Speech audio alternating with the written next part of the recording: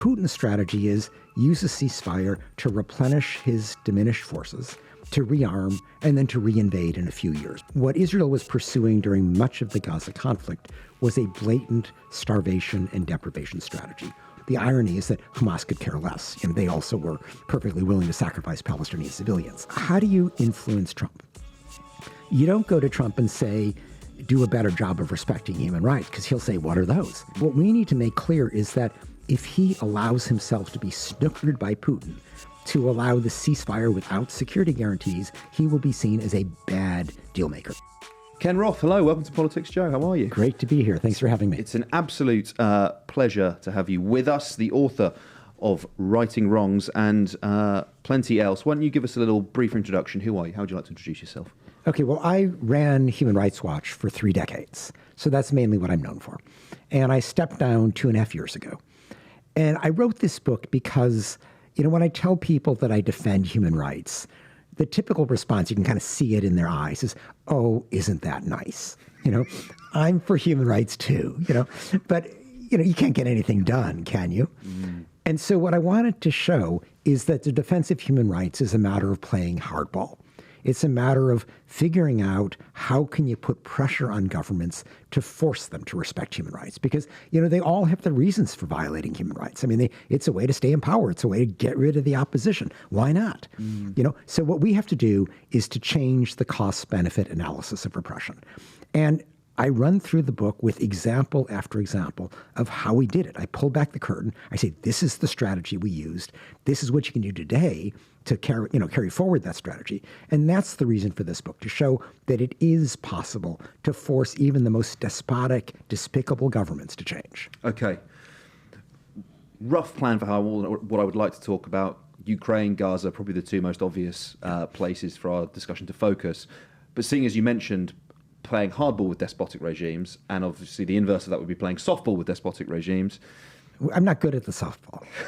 The White House could probably do with someone like you at the moment. Let's talk about Trump's approach to the most recent peace negotiations between Russia and Ukraine. And for, well, to be honest, uninformed observers like myself, it would appear that he's already made the sort of most maximalist concessions to a regime like the Russian regime, which I think, again, you don't have to be an informed observer to understand that Russia doesn't have the greatest human rights record. So in the context of what you've just said about playing hardball and that you can get the concessions that you want, how do you understand the approach of Donald Trump's White House to those peace talks? Okay, well, let's first start off with, what has happened so far. So Trump is pushing for a temporary ceasefire, essentially freeze the military lines where they are. And pretty much everybody agrees that that's where there's going to be a peace accord, if there's going to be one. So that's not terribly controversial. There's not going to be much movement of territory one way or the other. The big issue for Ukraine is security guarantees. Because if you look at what Putin wants to do here, he could care less about a little bit of territory in eastern Ukraine. He wants to snuff out Ukraine's democracy for a very simple reason. There is no democracy in Russia. And he hates the idea of this big Slavic country right next door to Russia providing a democratic model for the Russian people, saying, this is what you guys don't have. So that's his aim. And he's in trouble right now. He's been just sacrificing men and material left and right. He could use a respite. And so Putin's strategy is use a ceasefire to replenish his diminished forces, to rearm, and then to reinvade in a few years, maybe after Trump is gone. So the question is, how do you prevent that? And Zelensky, the Ukrainian president, is rightly saying we need security guarantees. And we know partly what that looks like. The British and the French governments will put peacekeepers on the ground. But they say not without a U.S. aerial backstop, because we can't stand up to the Russians by ourselves. And Trump so far is saying, no, I'm going to give you a mining deal. The American miners on the ground are your security guarantees. And, you got to be kidding. I mean, as if Putin can care less about, a few miners, digging away while he makes a beeline for Kyiv and overthrows the government. So that's kind of the issue right now. Now, how do you influence Trump? You don't go to Trump and say, do a better job of respecting human rights, because he'll say, what are those? So forget that approach. But there are ways to get him to do the right thing for the wrong reasons. And what we have to do is kind of play psychology with this guy and say, what does he care about? He cares about himself. He cares about his self-image as a master negotiator, as a great deal maker. And so what we need to make clear is that if he allows himself to be snookered by Putin to allow the ceasefire without security guarantees, he will be seen as a bad deal maker. He will be the Neville Chamberlain of the 21st century who appeased Putin and got circumvented. So that's what we got to get across. And that's the kind of thing that Trump cares about. I don't know for sure that we're going to win, but that's our best approach. Not a frontal approach of defending human rights, but an approach focusing on his fragile ego. Mm-hmm. I don't know if I necessarily ever expected that Donald Trump might be in the running for a Nobel Peace Prize at some point in the near future, but I suppose crazier things have happened. But it's good that he says he wants that. Yeah. I think it's great because it gives us something to work with. We can say, you don't get a Nobel Peace Prize for selling Ukraine's democracy. You don't get a Nobel Peace Prize for getting rid of the Palestinians in Gaza, and the other big peace negotiation. So I think it's great that he has those aspirations because that's our leverage. Yeah, good point. Human Rights Watch had an office in Putin's Russia. No longer. No longer, yes. We had it for 30 years. So, tell me the story. All right, well, we set it up after the fall of communism under the Yeltsin government. And, for 30 years, we were mostly able to operate. There was one point I describe in the book where our Moscow director was suddenly getting death threats because she was going to go to Dagestan, one of the republics in the Northern Caucasus, and they didn't want her to go.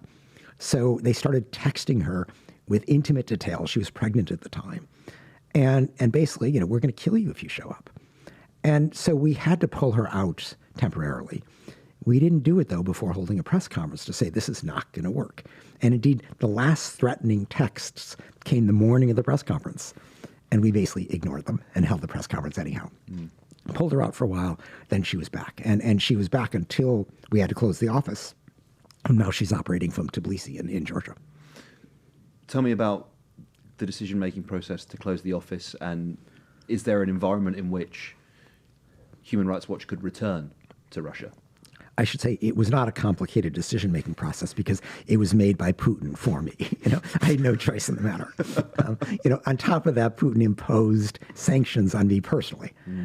So this, I would happily go back. In other words, Human Rights, I don't run Human Rights Watch anymore, but I could say that they would happily go back because we operate every place. We want people on the ground, even in the most difficult circumstances, because that's how we conduct our investigations. That's how we expose what's happening. That's how we get the information we need to put pressure on governments. So it's not a complicated matter for me. We just are not permitted there right now, so we had to shut down. As someone with acute understanding of Putin's regime in Russia, a sort of quite commonly recurring point in discourse these days is that it's to draw the comparison between Trump and Putin, and whether or not that's overplayed, whether or not it's fitting. I'd be interested to hear your perspective, perhaps actually particularly in relation to the free press and Trump's relation to the American media, or actually probably international media as well. Yeah. Look, Trump clearly admires Putin. I don't think anybody's fully understood why. I think it's partly that he admires Putin's ability to operate without checks and balances on his authority. So there's no show like this. There's no free media. Nobody is, constraining him by talking freely about him. And that's true for the journalists. That's true for civil society. That's true for human rights defenders. The courts don't function. The Duma, the parliament is just, a bunch of Putin clones. So he operates without any constraint, and Trump would love to be able to do that. You can see how Trump is trying to pick away at the U.S. Constitution and is trying to use lawsuits to make journalists think twice about criticizing him. But he's a long way away from having a Putin-type autocracy. Yeah. The other thing that Trump admires with Putin is that Putin's been around for a while, and dictators do tend to be around for a while. And so, when Trump says, who is going to give me the credit that I deserve, the admiration I deserve, he doesn't care about these, transitory European leaders who, come and go with elections. He likes the longstanding autocrats like Vladimir Putin or Xi Jinping in China. Human Rights Watch sent investigators to the front lines in Ukraine to collect eyewitness testimonies. What sort of things did they report back to you? Well, what Human Rights Watch tries to do in a war context is get as close as we can to the site of the atrocities. So in Bucha, for example, where Russian troops summarily executed a bunch of civilians. We went there a short time later and were able to interview survivors, take photographs, put together what had happened, enabling us to determine that indeed, these were Russian troops who committed atrocities. In Mariupol, which was a major city in southern Ukraine, which, Putin just decimated by bombing, we were able to document that. We actually did a video reconstruction sort of showing the devastation that Russian bombing had done. And all of this is designed, first of all, to shame the government, to kind of make clear what is it they're doing so they can't just deny, which is what Putin tends to do. We also, want to put pressure on the government from third parties, from governments, like the European governments that stand up for human rights. In a case like Putin, we want to get him prosecuted. This is evidence we provide to the International Criminal Court. And indeed, they have charged Putin so far only for kidnapping Ukrainian children, but they've charged 4 of his military commanders for the bombardment of civilian electrical infrastructure. I suppose it's unavoidable or inescapable, and it's not just Ukraine. You do this for 30 years. You're exposed to some of the worst atrocities that human beings are capable of perpetrating. Admittedly, this is a relatively personal question, but I mean, how do you preserve your humanity and the humanity of your staff and the people that have to stare into the abyss? I mean, we all, might be the first time I've quoted Nietzsche on the program, but we're all familiar with that sort of reciprocal relationship, right? Yeah. I mean, look, there's no avoiding being, deeply moved by the plight of people you speak with when they've lost loved ones, they've been subjected to torture or long-term imprisonment. And when I think back to just the many, many victims of serious human rights abuse that I've met, I can't help but being troubled by that. But what kept me going, I think akin to what keeps a doctor going. Doctors dealing with disease day in and day out, but they're doing that in order to make people better, to heal them. And I was collecting this information about terrible atrocities. I couldn't necessarily do something for the people themselves who had suffered, but I could try to prevent it from happening to other people tomorrow. And this information is powerful. It's powerful in part because every government pretends to respect human rights. And so when we show how much they fall short, that is delegitimizing, it's shameful, and every government hates that. They fight back to try to avoid it until they realize they won't get rid of the bad press until they change the bad conduct. We also try to hit them in the pocketbook, deprive them of various international economic benefits until they change. So it's a powerful 1-2 punch. And as I saw how we were actually able to move the most difficult governments, it kept me going. It just gave a purpose to hearing these terrible stories. And it kept me going for a long time. Is there anyone in particular that, from your time, that has stayed with you, their story stayed with you, or particularly resonated with you? Anyone you'd like to share with us now? Well, it's funny. I describe in the book one of my earliest experiences when I was in Albania just after the fall of the longtime Hoxha dictatorship there. And I spent one evening on the stairs of the main mosque in the capital of Tirana, speaking to these men who were these gaunt, broken men who had just come out of 20 plus years in prison for doing nothing. And I couldn't help but be moved. But I was there at a moment where suddenly they had their freedom, and suddenly we had the capacity to force the government that was emerging, the new government, to change. And today, Albania is not a perfect democracy, but it is a democracy where there's basic respect for rights. But that was, one of my earliest experiences, which was very formative. If we just turn back to Ukraine briefly, in the book you write, Putin tried to build support by trumpeting his invasion of Ukraine as a defense against a supposed threat from NATO. Why don't you buy that argument? I mean, this has nothing to do with NATO. That's Putin's rhetoric, true. But, NATO is a defensive operation. Nobody in the world thinks NATO is going to invade Russia. But what he really didn't like, as I mentioned, is Ukraine's democracy. And that's what this is about. He cannot tolerate, first, this democratic model for the Russian people. But second, in 2014, which is when he started his smaller invasion, he took Crimea, he began invading the Donbass in eastern Ukraine, what ticked him off was what he calls the color revolution. The people of Ukraine rose up and overthrew Yanukovych, a president who was a Putin ally who was trying to distance Ukraine from the European Union and move it closer to the Kremlin. That's not what the Ukrainian people wanted. And Putin is terrified of colored revolutions because he worries about one happening in Russia. So this is what it's about, and we need to keep focused on that. So you mentioned Crimea, you mentioned Eastern Ukraine. We could talk about Chechnya as well. There are plenty of very vocal, very powerful, very significant voices in the US who are either flirting with withdrawal from NATO or outright suggesting that America should withdraw from NATO. You've already spoken about the importance of American-backed security guarantees, particularly from that European, well, English and French peacekeeping force. We can, within the specific context of Ukraine, we can talk about it, but also more broadly. I mean, realistically, do you think peace is a prospect or on the horizon without those American-backed security guarantees? Is it integral to the entire underpinning of that prospect? I mean, my understanding is that British and French forces will not deploy without a U.S. backstop. And Ukraine doesn't want just a ceasefire in place without those security guarantees because it knows Putin's record. You know, Putin has this long history of signing agreements and violating them a year or two later. And that's what they worry about here, that he hasn't finished. He hasn't given up on destroying Ukraine's democracy.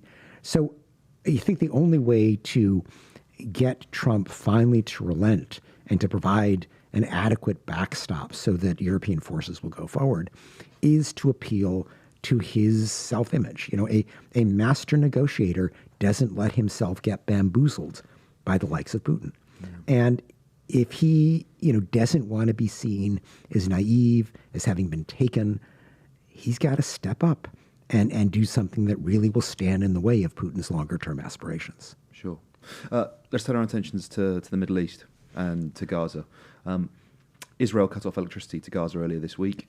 I don't know how across you've been the political discussions in the UK, but certainly at the beginning of the conflict, now Prime Minister Keir Starmer got in a lot of trouble for an answer he gave in an interview in relation to the stymieing of aid, electricity, water into Gaza. And there's been a lot of political back and forth on that, which we don't need to get into now. But nonetheless, as an expert in human rights, could you just give us a sense of, is it a violation to cut off electricity to a civilian population? If it is, how egregious is it? Yeah, I mean, the Geneva Conventions, which define governmental obligations in the course of a war, require an occupying power, which Israel is in Gaza, to allow a civilian population in need to have access to humanitarian aid. So it doesn't have to necessarily provide the aid, it can't block the aid. And what Israel was pursuing during much of the Gaza conflict was a blatant starvation and deprivation strategy. Hold back food, hold back medical supplies, impose collective punishment on Palestinian civilians of Gaza in order to try to twist the arm of Hamas. Now, the irony is that Hamas could care less. They also were perfectly willing to sacrifice Palestinian civilians. So I'm not a Hamas fan here. But what... Thanks for clarifying. Yes. But what Netanyahu was doing was a blatant war crime, which he got charged with. The International Criminal Court charges against Netanyahu and former Defense Minister Gallant were for this starvation strategy, completely appropriate. So this cutting off of electricity now, which is also, by the way, going to undermine sanitation, the provision of clean water, because the main desalinization plant is dependent on this electricity. This is just continuing this war crime strategy. Now, it is because Netanyahu wants to change the terms of this ceasefire process. The initial temporary ceasefire, its period has run. It now is de facto continuing. But Netanyahu was supposed to withdraw his forces from southern Gaza along the Egyptian border, the so-called Philadelphia corridor. He was supposed to agree to a permanent ceasefire, not a temporary ceasefire. This next stage was supposed to be an end to the war. And he's saying, no, I don't want to end the war. I just want Hamas to keep handing over my hostages without me really giving anything other than more Palestinian prisoners. And it's not going to work. That wasn't the outline for this deal. So that's why he's resorting to this war crime strategy again, to try to change the terms of the negotiations. We've spoken about the ICC a couple of times, either directly or indirectly now. Call me a cynic, call me ignorant, call me naive. There's not a realistic prospect of Netanyahu facing trial, right, in the ICC. Maybe you see it differently to me, or even Putin himself. I mean, do you view when these world leaders are charged in this fashion, do you think there's a realistic prospect of conviction or even trial? Well, I mean, to put this in a slightly broader context, if you were to ask today former Philippine President Rodrigo Duterte whether he is worried about International Criminal Court prosecution as he was just put in custody in The Hague, he is worried. You know? So it does sometimes happen.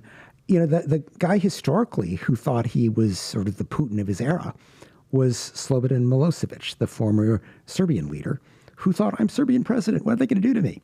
You know, but that only works if you're president for life. And he, you know, couldn't steal an election. There was a popular uprising. He had to step down. And the new government came in and was told, if you want European and American sanctions lifted, send Milosevic to The Hague, which they did. And he ended up dying on trial, but he was prosecuted. Yeah. You know, so, you know, Putin's strategy is to be president for life. It's very hard to be president for life. But let's assume, though, that, you know, Netanyahu and Putin don't end up in The Hague. You know, nonetheless, to be charged by the International Criminal Court is a big deal. I mean, governments already hate being condemned by the United Nations Human Rights Council. They hate that much more to have criminal charges filed by the ICC. So there's a huge stigma attached to that. It also affects their day-to-day life because suddenly the 125 member states of the ICC have an obligation to arrest you. And that means you can't show up there, you know.